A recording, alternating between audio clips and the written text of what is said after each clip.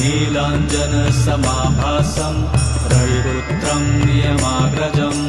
छायामार्तण्डसम्भुतं तं नमामि शनैश्चरम् नीलाञ्जनसमाभासं रविपुत्रं नियमाग्रजं छायामार्तण्डसम्भुतं तं नमामि शनैश्चरम् नीलाञ्जनसमाभासं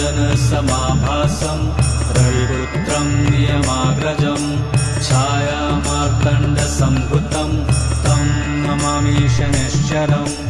नीलाञ्जनसमाभासं रविपुत्रं नियमाग्रजं छायामार्तण्डसम्भुतं